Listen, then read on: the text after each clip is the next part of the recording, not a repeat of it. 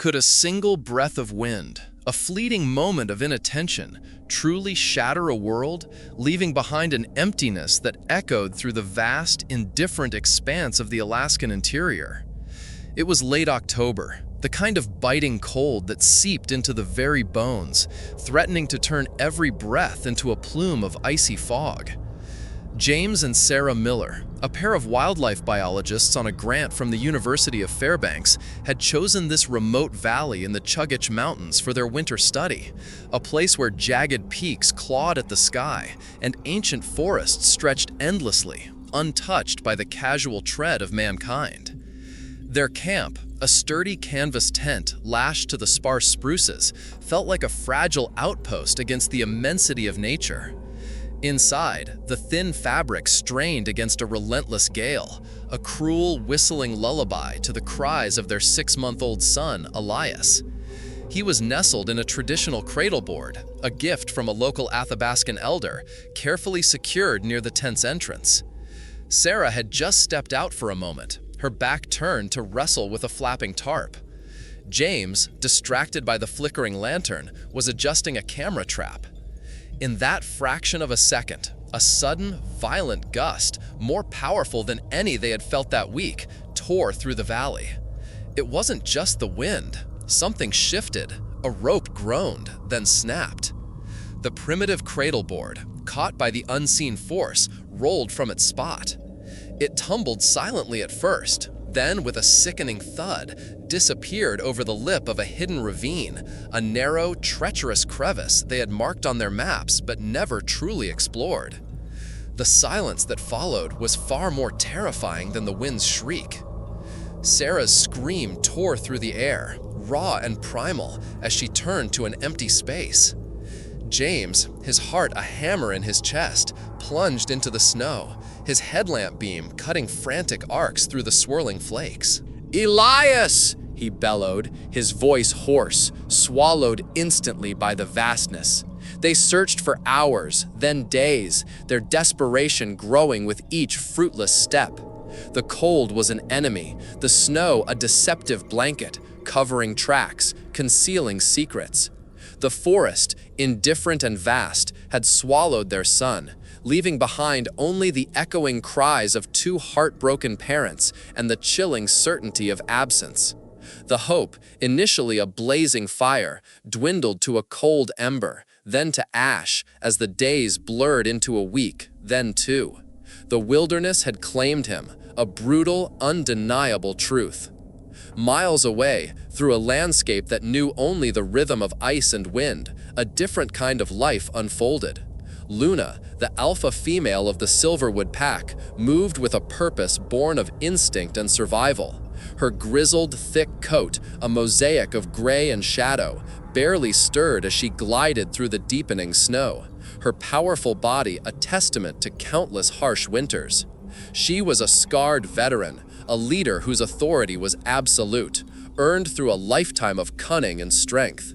Just weeks prior, a brutal cold snap, a late spring blizzard that refused to yield, had claimed her own litter, leaving her maternal instincts raw, unfulfilled, and a hollow ache in her belly. Her keen nose, an instrument of unparalleled precision, twitched. A scent, faint but unsettling, reached her. Something new, something helpless, carried on the wind that whipped around the colossal Sitka spruces.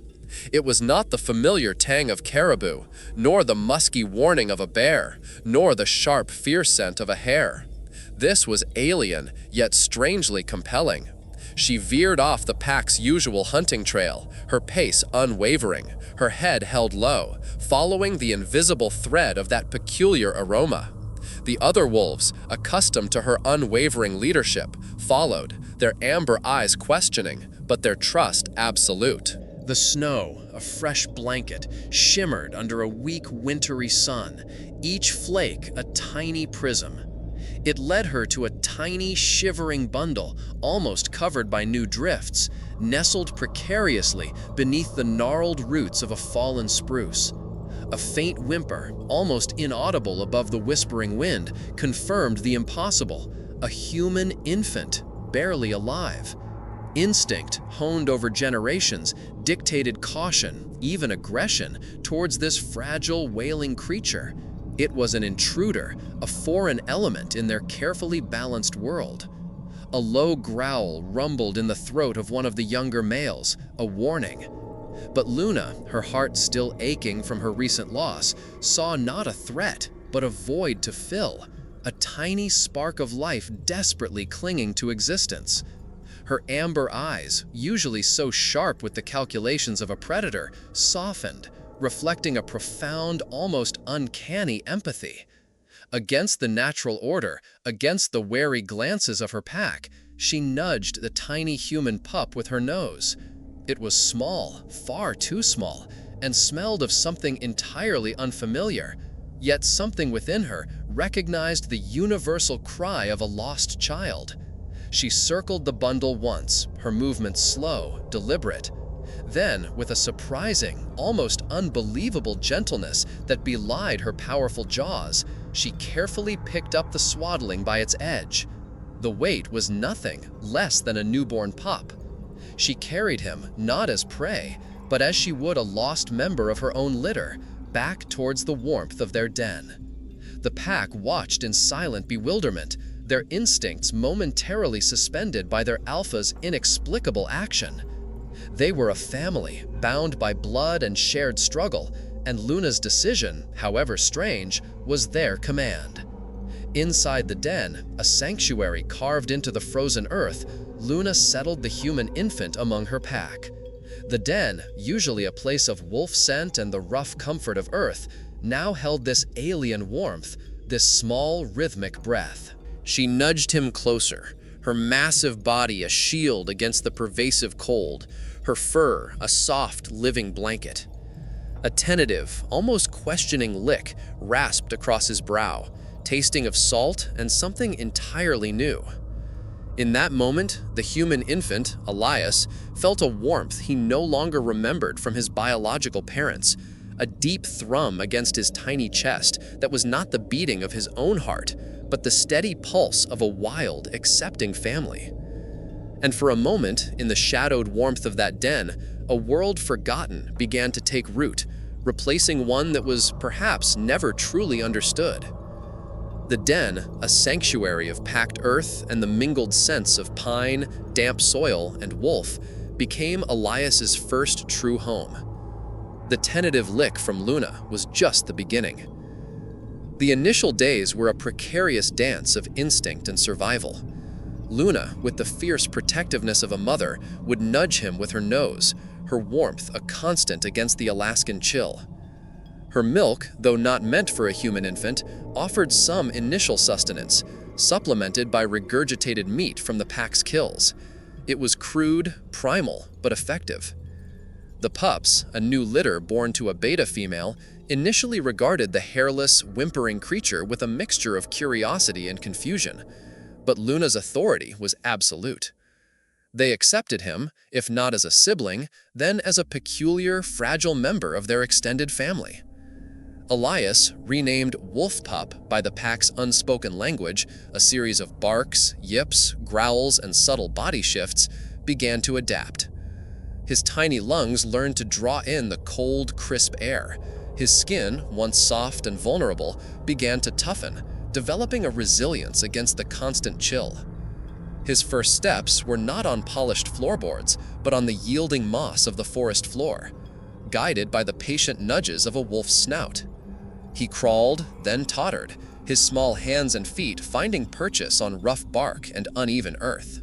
His first sounds were not human babble, but imitations of the soft whimpers of the wolf pups, then the tentative yips of play, the low growls of warning. He learned to distinguish the rustle of a mouse in the undergrowth from the heavy tread of a bear, the distant crack of a breaking twig from the sudden snap of a branch underfoot. His senses sharpened with an intensity that would later baffle human scientists. His hearing became acutely attuned to the subtle shifts in the wind, the unique calls of distant birds, the almost imperceptible vibrations of the earth. His sense of smell, though not as powerful as a wolf's, developed far beyond any human norm, allowing him to track the faint scent trails of animals, to discern fear or excitement in the air, to identify pack members by their individual musk. He grew not on formula or carefully prepared meals, but on regurgitated meat, often caribou or moose, and the raw, vital warmth of wolf fur. His diet was harsh, his upbringing brutal by human standards, yet he thrived. His body hardened, adapting to a life few humans could even comprehend. He learned to endure hunger, to shelter from blizzards beneath the broad boughs of ancient spruces, to find potable water in frozen streams. The pack was his school, the wilderness his classroom. He learned the intricate social cues of his adoptive family, the deference to Luna, the playful nipping of the younger wolves, the subtle tail wags that signified contentment, the flattened ears that warned of aggression.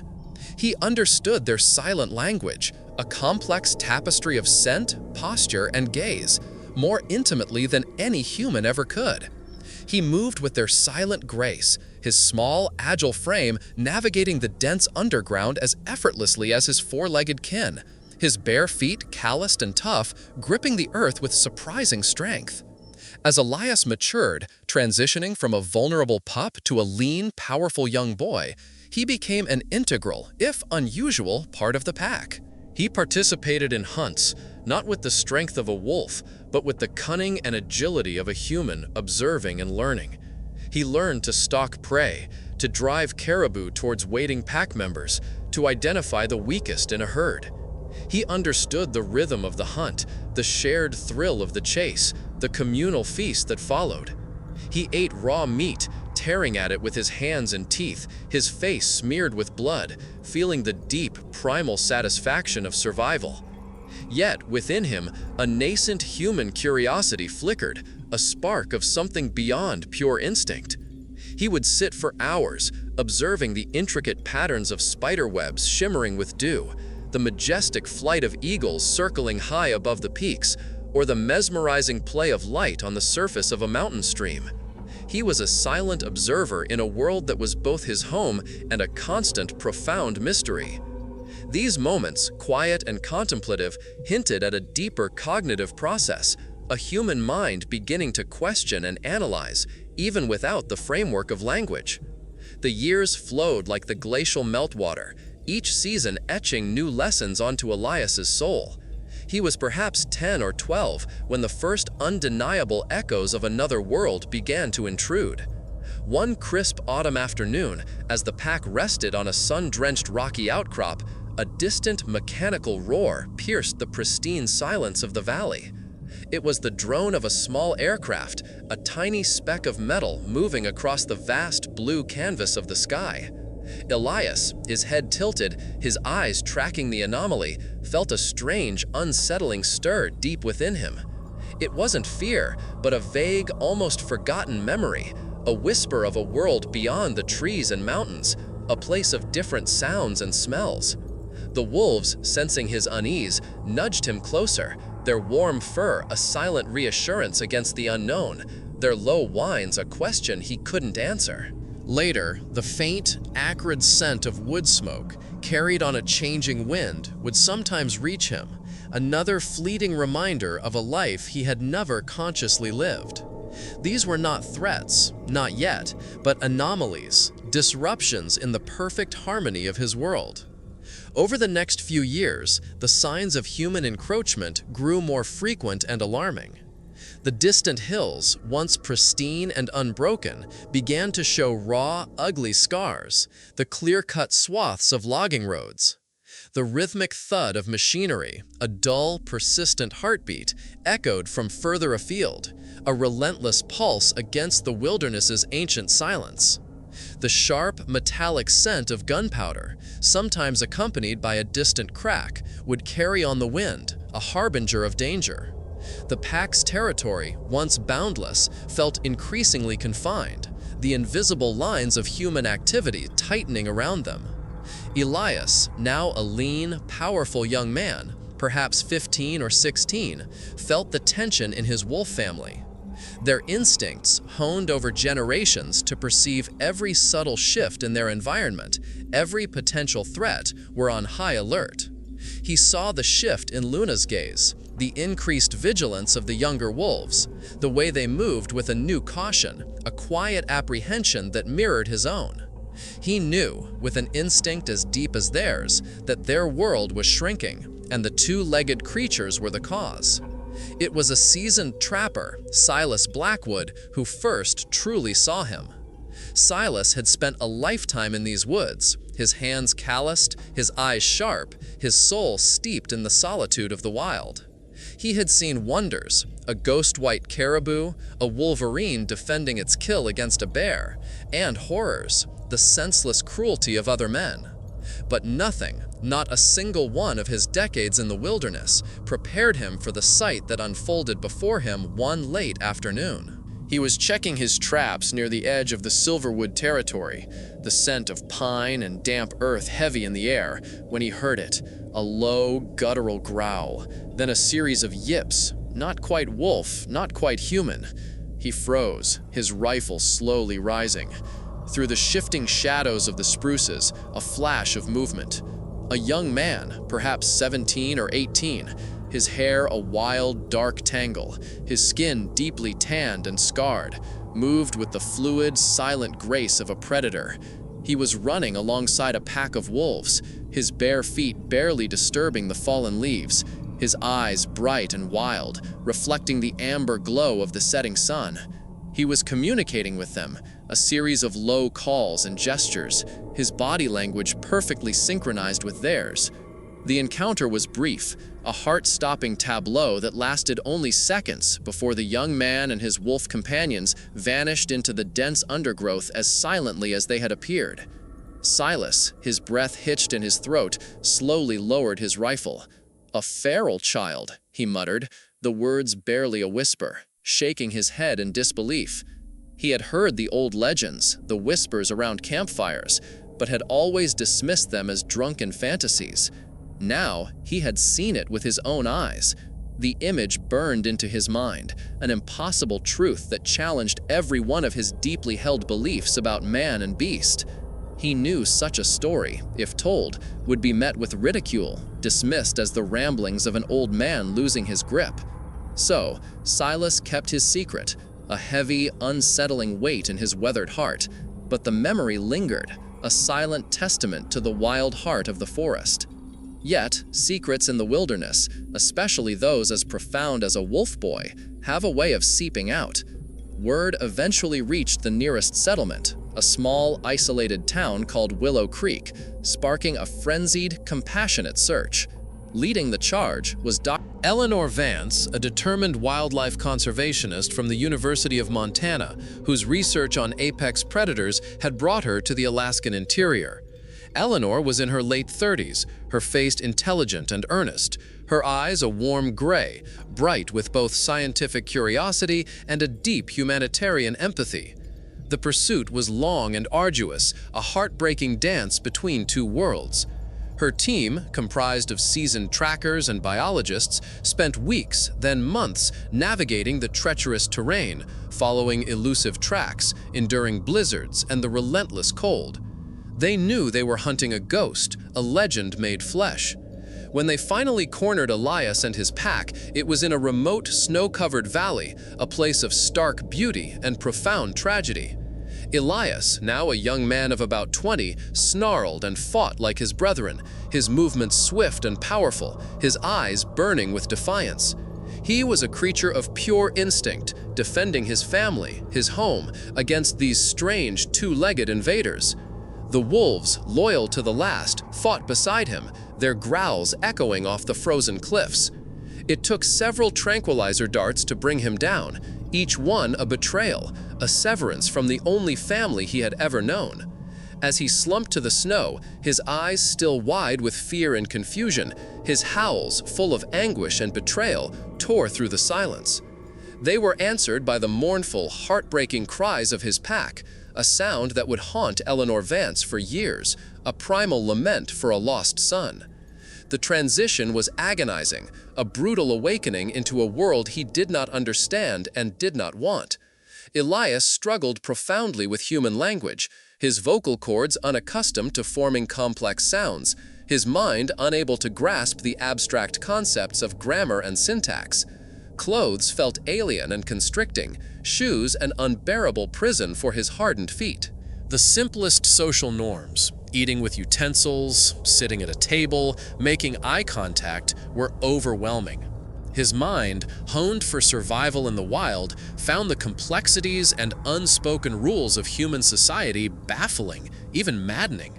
He was a creature of instinct, forced into a cage of custom. Dr. Vance, dedicating her life to his rehabilitation, saw glimpses of the intelligent, empathetic human beneath the wild exterior, a mind capable of deep thought, if only she could unlock it. She named him Elias Vance, hoping to give him an identity in this new world. He longed for the forest, for the familiar scent of his pack, for the freedom of movement. He often escaped, driven by an irresistible pull, disappearing for hours or even days into the nearby woods, only to be gently, patiently brought back by Eleanor or her team. His heart remained tethered to the wild, a constant, aching pull that no amount of human comfort could assuage. His early attempts at communication were guttural, a mix of barks and yips, hand gestures, and intense eye contact. Eleanor, with the help of animal behaviorists and linguists, slowly, painstakingly began to teach him. Simple words first: water, food, tree, wolf. He learned to draw, his hands, once used for tearing meat and climbing, now sketching remarkably accurate images of animals and landscapes. Through these drawings, and through the slow, arduous process of language acquisition, he began to articulate the profound experiences of his life. Years passed, marked by small, hard-won victories. Elias, now a young man in his mid-20s, had learned to navigate the human world, albeit with a quiet intensity that set him apart. He spoke with a distinctive cadence, his voice often low and resonant, his words carefully chosen, reflecting a mind that weighed each syllable. He worked as a park ranger in a vast national park, his unique understanding of the wilderness making him invaluable. He could track a poacher where others saw only undisturbed snow, predict animal movements with uncanny accuracy, and understand the subtle shifts in the ecosystem with an intuitive grasp that transcended scientific data. He was respected, if still somewhat enigmatic, by his colleagues. He lived in a small, remote cabin on the park's edge, preferring the solitude and the proximity to the wild. The twist came when a new, aggressive logging company, Apex Timber, threatened to decimate a crucial part of the wolf pack's remaining territory, an ancient forest corridor vital for migration and breeding. The territory was not within the park's official boundaries, making it vulnerable. Elias, remembering his origins and now understanding the nuances of human law and advocacy, became their unexpected champion. He saw the maps, the proposed clear-cuts, and felt a cold dread in his gut, the same dread he had felt when his wolf family sensed danger. He remembered Luna, her wisdom, her struggle to protect them. He rallied conservation groups, using his profound, lived knowledge of the local ecosystem to present compelling evidence of the irreparable damage Apex Timber would cause. He testified before state committees. His quiet, intense voice, though still bearing the faint echo of the wild, carried immense authority. He spoke not just of ecological data, but of the very soul of the forest, of the interconnectedness of life, of the inherent right of the wolves to exist. He even leveraged his own incredible story, sharing his experiences with select journalists, drawing national attention to the plight of the Silverwood Pack. His human family, the Millers, who had long since accepted him back into their lives, initially bewildered by his dual loyalties, eventually came to understand and support his fierce dedication to his first family. Eleanor Vance, now a renowned expert in feral children, stood by him, a steadfast mentor and friend, witnessing the remarkable culmination of her life's work.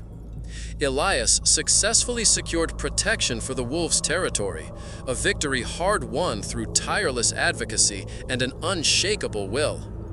The land was designated a special conservation area, a testament to his unique bridge between worlds. He never fully abandoned either world. He lived on the fringes of human society, a respected voice for the wild, often disappearing for days into the deep woods. There, he would communicate with his aging pack, now led by Luna's descendants, a silent, profound communion of shared understanding and ancient bonds. He would watch them from a distance, sometimes sharing a kill, sometimes simply observing, a ghost among the trees, a son returned. He had found a unique harmony, embodying the bridge between human civilization and the raw, untamed spirit of the wilderness. His life became a testament to the idea that family extends beyond species, and that true belonging can be found in the most unexpected places, forged in the crucible of survival and love. His legacy lived on, a silent howl echoing through the protected forests, a testament to the enduring bond between a lost boy and his wolf family. The Millers, James and Sarah, never truly left the Alaskan interior, not in spirit. The loss of Elias had cleaved their lives in two, a before and an after. Their research, once a shared passion, became a desolate reminder of what they had lost. Sarah, particularly, struggled, her sleep haunted by the image of the cradleboard tumbling, her waking hours filled with the phantom weight of her son in her arms. They eventually returned to their academic posts, but their eyes held a permanent shadow, a deep-seated grief that no amount of time or therapy could fully erase. They poured themselves into their work, studying wolf populations, ironically, always hoping, against all logic, for a sign, a whisper, a miracle in the vast, indifferent wilderness. When the news of the wolf boy broke, a fragmented, unbelievable rumor that eventually solidified into a name, Elias, their world fractured anew, this time with a terrifying, exhilarating hope. The reunion was not the tender embrace they had dreamed of. It was a collision of worlds, a silent, bewildered stare from a son who smelled of pine and wildness, who recoiled from their touch, and whose eyes held the untamed wisdom of ancient forests. They understood, with a painful clarity, that they had not simply lost a baby, but gained a stranger, a being forged by a different mother, a different family. Their acceptance of his wolf heart was a slow, arduous journey, marked by tears and profound adjustments. But it was an acceptance born of enduring love, a desperate need to connect with the child they had mourned for so long. Within the Silverwood pack, Elias's integration was a testament to Luna's unwavering will and the pack's inherent adaptability. He was never truly a wolf, yet he was undeniably part of them. The younger pups, initially wary, grew up knowing the strange, hairless creature who moved on two legs but communicated with barks and nudges. They taught him, in their own way, the subtle art of play fighting, the nuances of submission and dominance within the pack's hierarchy. He learned to interpret the almost imperceptible flick of a tail, the tension in a shoulder, the specific pitch of a warning growl that differentiated a territorial threat from a mere squabble over a bone. His contribution to the pack evolved. As he grew, his keen human eyesight, superior to a wolf's in daylight, proved invaluable for spotting distant movement or distinguishing camouflaged prey. He became a silent scout, using his agility to navigate treacherous terrain that even the wolves found challenging, often flushing game or acting as a diversion during a hunt. He learned to identify edible berries and roots, supplementing the pack's meat-heavy diet, a small yet significant contribution to their collective survival.